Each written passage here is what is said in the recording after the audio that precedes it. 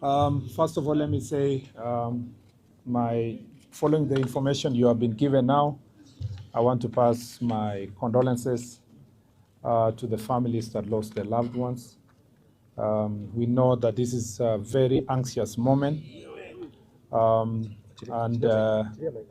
even as we account for the 16 so far identified as having passed on, I want to ask the people of Kenya that together we stand with the families, the Utumishi Academy fraternity, and the rest of the family members who have lost their loved ones in prayer, in support.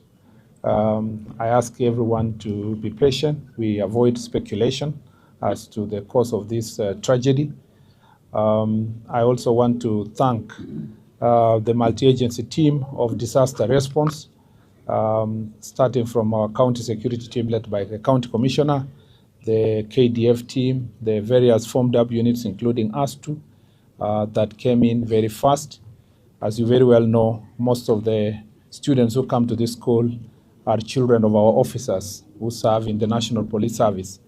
And so as a ministry and as a family, we stand with everybody, even as we release the parents whose children are still in school, which is the larger number, and who actually may not have been injured directly. We know that they will need a lot of support, psychosocial support, and the hotline number has been given, which is 1199, for basically for people to call for help. And we are working together with the Red Cross, as you know. They are part of the National Disaster Response team, so that even when parents, when their children have already gone home, we will make sure that even at home, they will receive counseling services and psychosocial support wherever they may be. I just want to say that as a country, this is a serious tragedy. The investigations are going to be thorough. The Director of Criminal Investigation is here. The crime scene investigators are already here. The officers from government chemists are also here. And all processes will be done, including DNA tests, to ensure that these processes are done successfully. And I just want to say that Poleni sana, on behalf of myself, my colleague, our government, we want to say Poleni sana, and we'll continue standing with you. Was there any interventions? As we are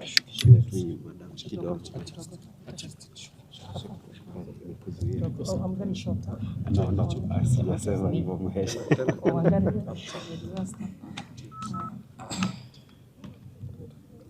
Good morning to all.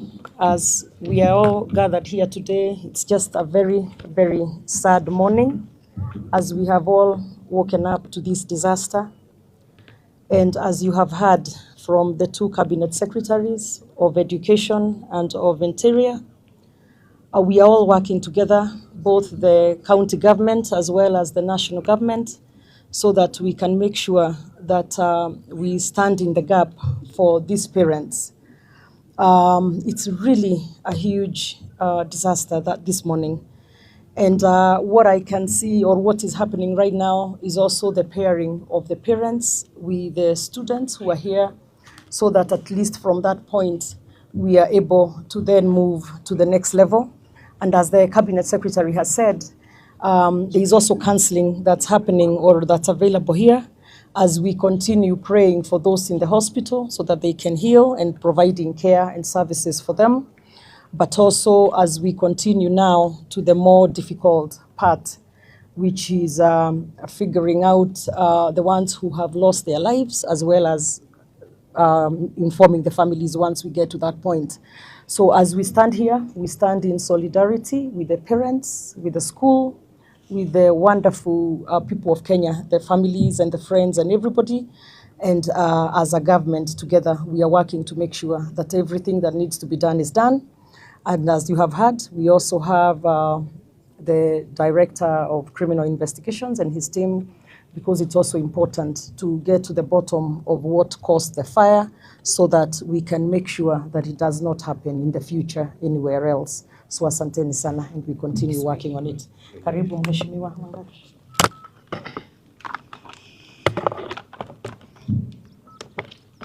Asante sana. Nafikiri leo imekuwa siku ya huzuni sana. Tuliweza kuamkia mkasa wa moto takriban saa 7 ya usiku, na kama ilivyoelezewa na mawaziri na gavana, tumekuja hapa kwanza kusimama na familia, hasa zile ambazo zimeweza kuathirika. Na hii shule ni shule ya ngazi ya kimataifa na iliweza kuanzishwa mwaka wa 2020, ikaweza kukua na ilikuwa na watoto, sasa imefikisha watoto 815 na watano, lakini wale walikuwa kwa shule ni 808, na kwa lile bweni la kulala kulikuwa na watoto takriban 200. Na katika hafla hiyo ya moto, ingawa wazima moto walijaribu kufika, tunashukuru sana wale waliofika wa kwanza. Anti stock theft walikuwa hapa, tulikuwa na NYS walikuwa hapa, tulikuwa na zimamoto ya county iliyotoka kule Naivasha ilifika hapa, na waliweza kujaribu kabisa kuzima moto, lakini kwa bahati mbaya na kwa huzuni sana tukaweza kupoteza watoto wetu, watoto takriban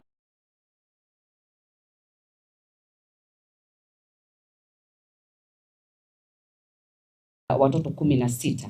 Watoto 7 wako hospitalini, lakini wale wengi zaidi ya watoto 700 wanaweza kushikanishwa na wazazi wao waweze kuondoka, ndio tuweze kupatia hata nafasi wale teams ambao wanafanya uchunguzi, wale ambao wamekuja hapa kuchukua chembe sababu ya kufanya DNA, sababu unajua kwa mikasa ya moto inakuwa iko na shida ya kuweza kutambua hata ni nani ambaye ameweza kutuacha. Kwa hivyo tutakuwa tukifanya hivyo, na tukifanya hivyo tutaomba hata wale ambao ni wananchi wa Gilgil, tutakuwa tukipunguza wingi wa watu kwa shule, ndio tuhakikishe kwamba tumepunguza umati ambao uko hapa. Tupatie maafisa wetu wa DCI, wale wa Ministry of Health, wale wa Education waweze kufanya uchunguzi na waweze kupeana njia ama mwelekeo.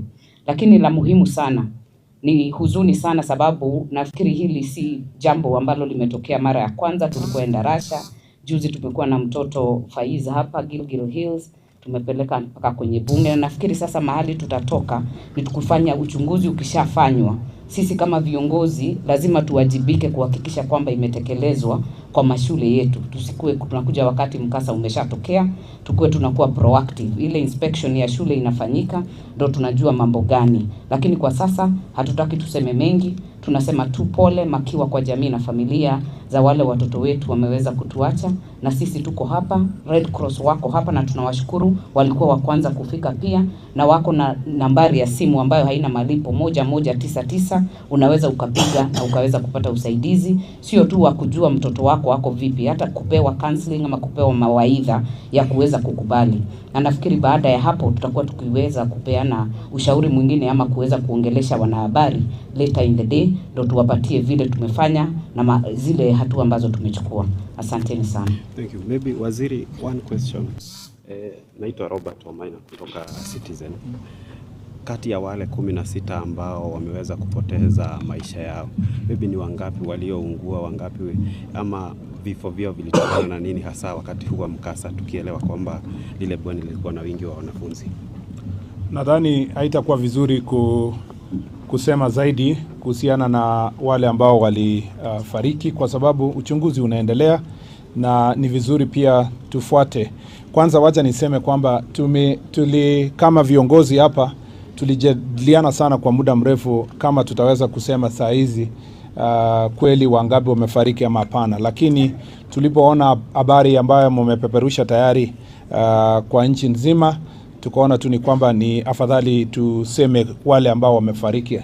Otherwise generally kama kungekuwa ni environment or a society penye we would have kept these numbers for the time being, we would have wished that the numbers be kept until we deal with identification. But because in this era of social media presence and information control, it becomes very difficult. We realized that the message was all over the country, and we thought it was only fair to confirm that 16 persons have since passed on. But then this creates also another trouble for us, which is the anxiety among the parents, trying to know who of them has lost their loved one. So that is the speed with which we are moving now, faster to try to reach as many parents as possible using deductive method, identifying those who are here, releasing them, and then those who are unaccounted for, we start speaking to those parents and start counseling and reaching out to them. So really, we have had to work backwards because of the nature of which information flies in this world. And so going further to say anything related to the same will be extremely irresponsible on our part. I want all of us to now keep it at that until we call you for another press release baadaye. So that is really what I can say about the stature of the bodies, the nature of the accident, the possible causes of it. Let's leave it to investigations first, and then we can come to that. Waziri, my name is Willie Dennis Njiru from TV47. Maybe on account of arson attacks on dormitories over the years, what has the government done, or maybe what mitigation measures could you take? We have had this since St. Kizito's time. Yeah, yes. I think that is, as from a policy perspective, the Minister of Education can respond. Yes, as we've said, we already do not know the cause of this particular fire, and it would be speculative to say it is arson, or otherwise I could suggest that we wait for the outcome of the investigations, and then we can confirm that. But from a policy perspective, we have a safety school manual that all the schools adhere to, and I would urge that we wait to see after the investigations whether that safety manual was adhered to in this particular school. So let's not be speculative at this stage, but we've done a lot in that space. Initially, when Ndarasha happened, we did close to 350 schools that were not meeting the specifications of that particular manual. So we continue doing audits and ensuring that our schools meet the safety manual for schools that is already in place and which we keep updating. But for today, I would urge that this being the very first briefing on this, let's keep it at that as we wait to find out what was the real cause of this particular fire. Thank you very much. Mwenzangu Ashiono, umeweza kumsikia waziri hapo akiweza kuzungumza.